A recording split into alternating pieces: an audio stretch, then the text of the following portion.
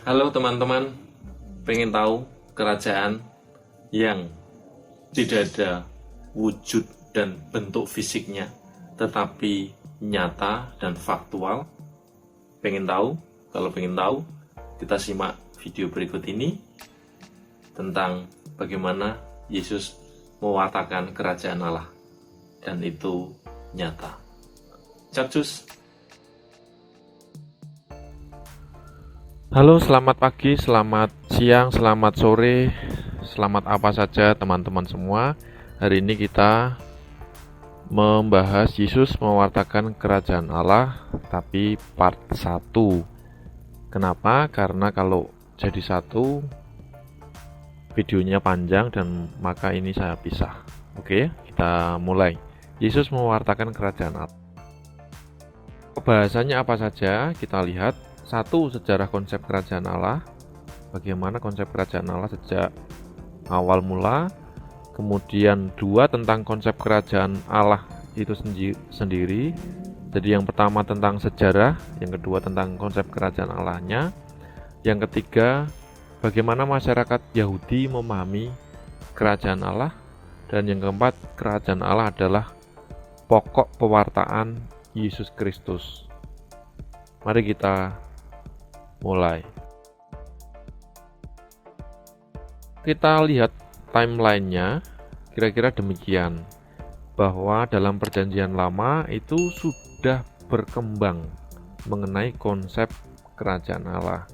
Jadi dalam sejarah perjanjian lama itu sudah mengenal kerajaan Allah.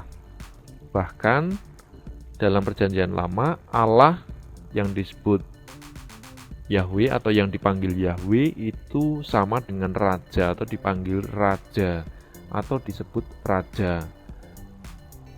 Raja yang bagaimana?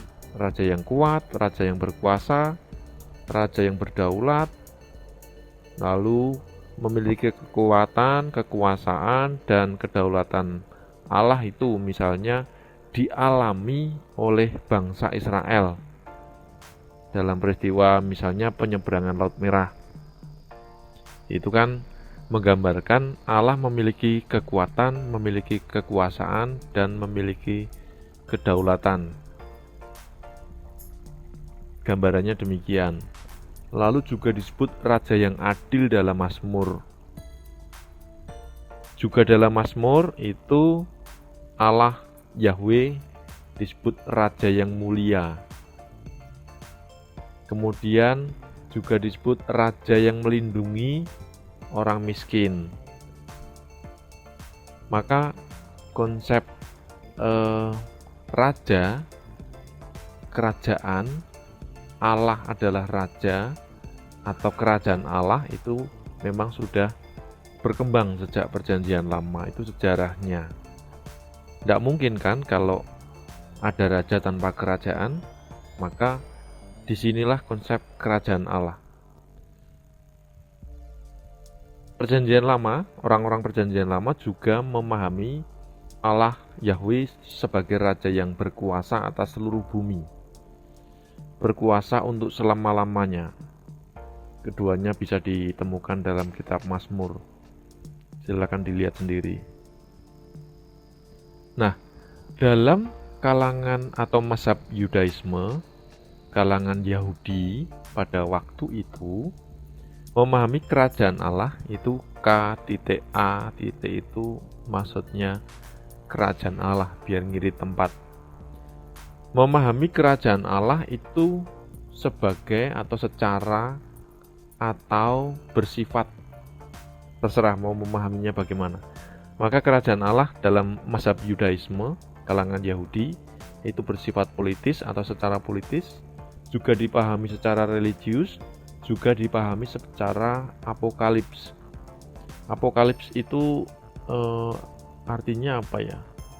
Apokalips itu biasanya artinya wahyu, tetapi pada masa sekarang apokalips itu dipahami sebagai masa yang akan datang. Lalu dalam perjanjian baru pada masa Yesus itu bukan hal yang baru.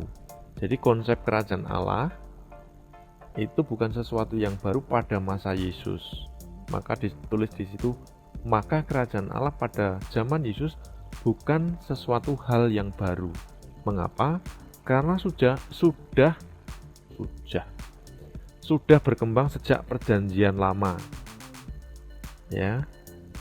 Dan Yesus adalah hadir pada masa perjanjian baru.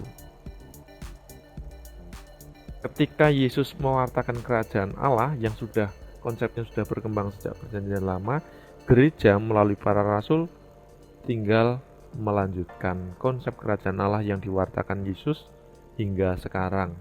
Tentu saja konsep kerajaan Allah pada zaman Yesus berbeda dengan konsep kerajaan Allah yang dipahami oleh bangsa Yahudi. Kira-kira demikian. Nah, paham kerajaan Allah pada masa Yudaisme atau bangsa Yahudi atau paham Yahudi itu kira-kira sebagai berikut. Kerajaan Allah tadi disebut bersifat politis. Apa yang dimaksud kerajaan Allah bersifat politis? Bahwa kerajaan Allah yang damai dan sejahtera menurut bangsa Yahudi pada waktu itu ya, hanya akan terwujud bila Allah tampil sebagai seorang tokoh politik yang dengan gagah berani mampu memimpin bangsa Israel melawan penjajah Romawi dan para penindas rakyat waktu itu. Karena Yahudi menjadi jajahan Romawi. Romawi itu kecil tapi penjajah dulu. Maka konsep yang dibangun kerajaan Allah itu, Allah tampil sebagai seorang tokoh politik yang bisa mengatasi persoalan politik Yahudi. Yang kedua, kerajaan Allah bersifat apokaliptis. Apokalips tadi ya. Apa yang dimaksud kerajaan Allah bersifat apokalips? Menurut bangsa Yahudi, kerajaan Allah itu akan tercapai bila Allah menunjukkan kuasanya dengan mengguncangkan kekuatan-kekuatan langit dan bumi. Jadi gampangnya apokalips itu kalau Allah hadir secara spektakuler, menggemparkan begitu. Pada saat itulah Allah akan membangkitkan suatu dunia baru. Pikir mereka begitu. Atau konsep mereka begitu, konsep bangsa Yahudi waktu itu ya. Penderitaan yang dialami bukan akhir segala-galanya. Kelak pada akhir zaman Allah akan menegakkan kerajaannya dan membebaskan manusia dari segala penderitaan. Nah, ini yang tadi dikatakan sebagai akhir zaman, apokalips pada masa yang akan datang. Jadi mereka justru punya pengharapan, bangsa Yahudi itu punya pengharapan dengan demikian memahami konsep kerajaan Allah itu ada pengharapan bahwa akhir zaman nanti ketika Allah itu menunjukkan kuasanya, kemudian kerajaan Allah nyata itu manusia akan dibebaskan dari segala penderitaan.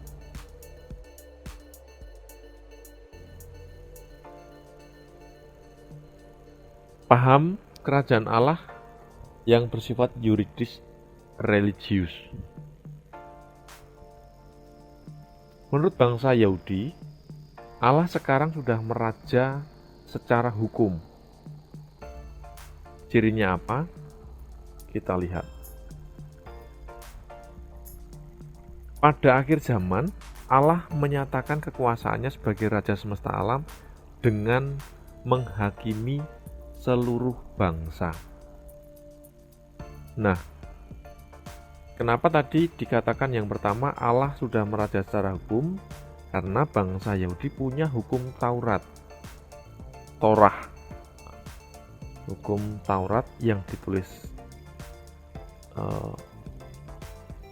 Musa itu sebagai wujud kekuasaan Allah yang mengatur manusia.